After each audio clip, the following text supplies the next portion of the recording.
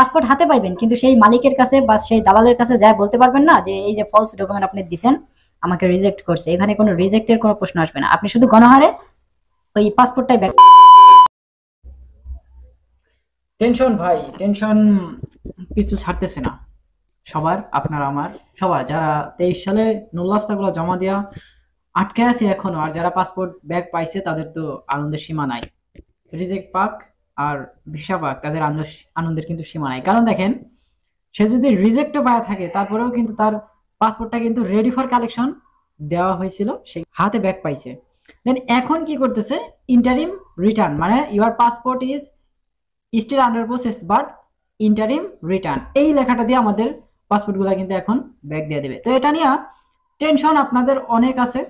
আপনারা ভাবতেছেন, আপনাদের প্রশ্ন মনের ভেতরে জাগতেছে, ইন্টারিম রিটার্ন এটার মানে কি? এইভাবে এসএমএস দেওয়া মানে কি আমাদের পাসপোর্টগুলো একেবারেই রিমুভ করে দেওয়া?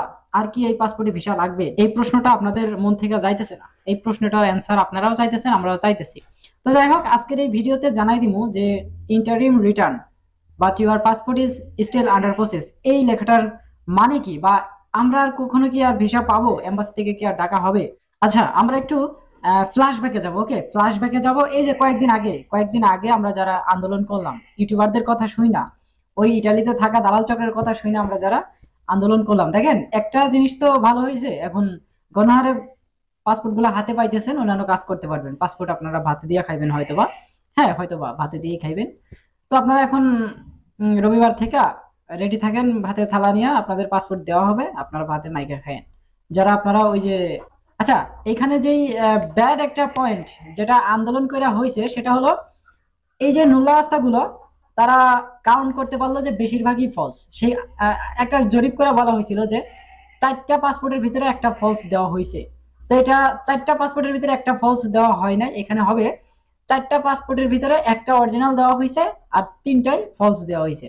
তো তারা গণনা কইরা হিসাব কইরা ভুল করছিল, যার কারণে আমাদের আজ এই যে এই একটা পরিস্থিতি। তো শেষ পর্যন্ত তারা বুঝতে পারলো কি, এম্বাসিতে প্রচুর পরিমাণে নুল্লাওয়াস্তা, ফেক নুল্লাওয়াস্তা, যার কারণে আমরা এখন এই গণহারে রিজেক্টের, মানে গণহারে পাসপোর্ট ব্যাক পাওয়ার একটা সংখ্যা দেখতেছি। তো এখানে পাসপোর্টটা ব্যাক দেওয়ার মূল কারণ যেটা, সেটা হচ্ছে আপনাদের কয়েকদিন পরে পরে আন্দোলন করা।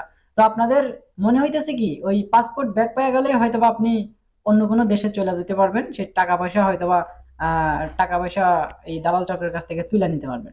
তো এখন দেখেন, এম্বাসি এমন একটা কল খাটাইছে, পাসপোর্ট আপনারা পাইবেন ঠিকই, কিন্তু সেই যদি রেডি ফর কালেকশন আপনাকে দিয়াও দেয়, ওই যে ইন্টারিম রিটার্ন, অন্তর্বর্তীকালীন সময়ের জন্য আপনার কাছে পাসপোর্টটা হস্তক্ষেপ করবে। তার মানে আপনি সেই এম্বাসির কাছে ধরাই থেকে গেলেন, আপনি পাসপোর্ট হাতে পাইবেন, কিন্তু সেই মালিকের কাছে বা সেই দালালের কাছে যায় বলতে পারবেন না যে এই যে ফলস ডকুমেন্ট আপনি দিছেন আমাকে রিজেক্ট করছে। এখানে কোনো রিজেক্টের কোনো প্রশ্ন আসবে না, আপনি শুধু গণহারে ওই পাসপোর্টটাই ব্যাক পাইবেন। ওকে, ক্লিয়ার?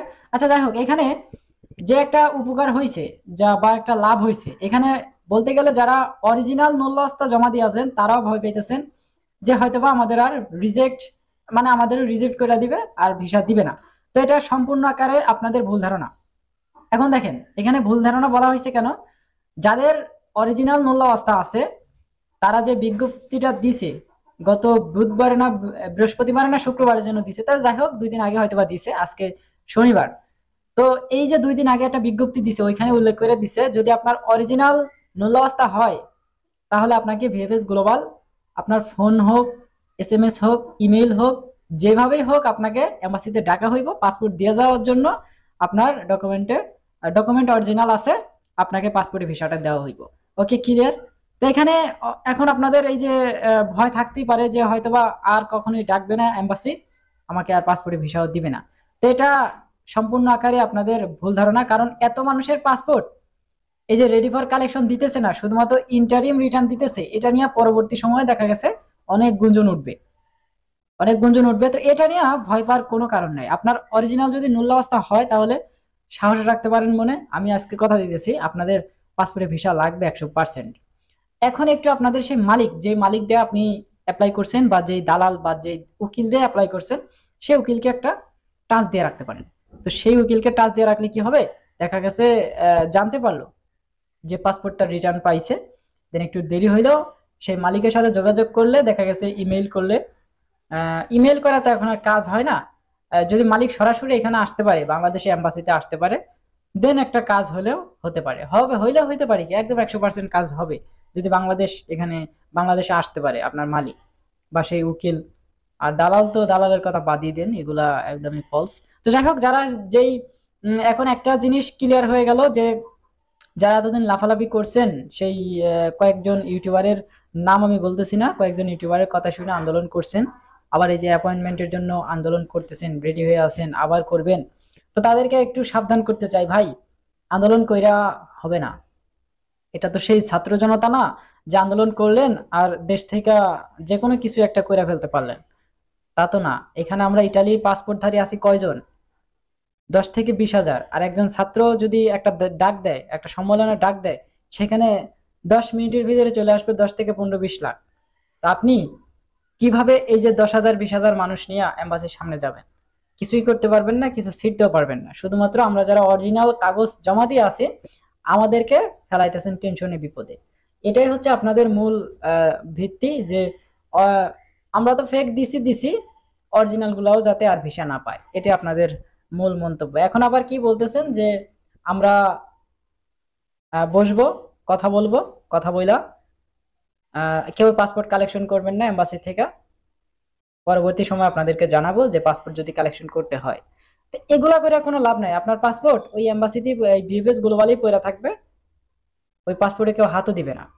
দেন আপনার যখন পরবর্তী সময় দেখা গেছে পাসপোর্ট আপনি আনলেন না, সেটা ভিভিএস গ্লোবালে পড়ে আছে, দেন আপনার পরে ওই যে কোথায় কোন জায়গায় পাসপোর্ট পড়ে আছে আর কেউ ওই পাসপোর্টের খেয়ালও রাখবে না, খোঁজ রাখবে না। দেন আপনি যদি সে 1 বছর পরে যে পাসপোর্ট নিয়ে আসতে যান, বা ওই যে ইন্টারিম রিটার্ন দিছে যে নুলাস্তা চেকিং করে পরবর্তী সময় যদি আপনাকে পাসপোর্ট আবার গ্লোবালে জমা দেওয়ার কথা বলতে হয়, তখন একটা পড়ে যাবেন বিপদে যে ভাই সবাইকে পাসপোর্ট ডেলিভারি দেওয়া হয়ে গেছে, আপনার পাসপোর্ট কোথায়, আপনার পাসপোর্টে ভিসা লাগবে। দেন আপনি কিন্তু পাসপোর্ট দেখাইতে পারবেন না। আর যখন আপনি পাসপোর্টটা নিয়ে আসবেন পরবর্তী সময়ে দেখা গেছে যদি অরিজিনাল ডকুমেন্ট হয় আপনার, ডাকার সাথে সাথে আপনি পাসপোর্ট দিয়ে আসলে ভিসা হয়ে যাবে। তো দেখেন, এটা আপনি এখন কোনোভাবেই শিওর হইতে পারতেছেন না। আজকে শনিবার, আগামীকাল রবিবার, রবিবারে অবশ্যই একটা গুড নিউজ আপডেট ভিডিও অপেক্ষা করতেছে। মূলত বৃহস্পতিবার এবং শুক্রবার এবং আজকে প্রচুর পরিমাণের মানুষের কিন্তু এসএমএস গুলো আসতেছে। শুক্রবারেও খোলা ছিল, তারা কাজ করছে এম্বাসির ভিতরে। আর গ্লোবাল থেকে কিন্তু রেডি ফর কালেকশন দিয়ে দিছে, এম্বাসি থেকেও দিতেছে, গ্লোবাল থেকেও দিতেছে, মানে এক কথায় গণহারে। তো আগস্টের অনেক পাসপোর্ট দেখলাম ইন্টারিম রিটার্ন দিছে, আবার দেখলাম অনেকের পাসপোর্ট দেখলাম রেডি ফর কালেকশন দিছে, শুধুমাত্র ready for collection, visit VFS global, মানে ওই যে আগে যে ভিসা লাগলে যেরকম দিত আর কি, ওই রকম ভাবেও দিতেছে। আবার your passport is interim return and it is still under process, তো এইভাবে অনেকেরই দিতেছে। তো যারা ইন্টারিম রিটার্ন পাইছেন, এসএমএস পাইছেন, তারা কালেকশনটা এখন আমি কিছুই বলতে পারতেছি না। অবশ্যই আপনি পাসপোর্ট ব্যাক আনতে হবে, না না আনারও কোনো সুযোগ নাই। এবং যারা রেডি ফর কালেকশন, শুধুমাত্র রেডি ফর কালেকশন পাইছেন, তারা 100% শিওর হয়ে থাকেন যে আগামীকাল রবিবারেও আপনি ভিসাগুলো পাইতে যাইতেছেন। তো যাই হোক, অনেকে রিজেক্টও খাইতে পারেন যদি কয়েকদিন আগে চেকিং করা থাকে, ওইগুলা কিন্তু রিজেক্টও হইতে পারে, আবার ভিসাও লাগতে পারে, বলা যাইতেছে না। এখন রবি সোমবার মঙ্গলবার বুধবার না আসা পর্যন্ত আমরা কিছুই শিওর ভাবে বলতে পারতেছি না। তো এই ছিল আজকের ভিডিও, দেখা হচ্ছে রবিবারে, আগামীকাল রবিবারে দেখা হবে অবশ্যই। ততক্ষণ পর্যন্ত আপনারা সুস্থ থাকবেন, ভালো থাকবেন। মজুমদার ফ্রম ইটালিয়ান ইউরোপ এই দুইটা ইউটিউব চ্যানেলের পাশেই থাকবেন। আল্লাহ হাফেজ।